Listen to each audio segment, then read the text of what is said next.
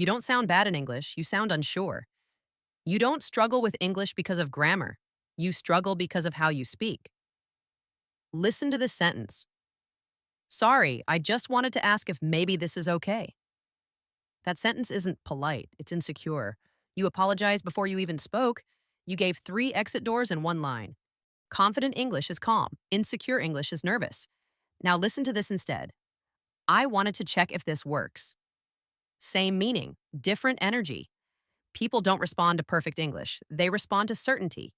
If you remove unnecessary apologies, your English instantly sounds stronger. Confidence is clarity. Follow for more.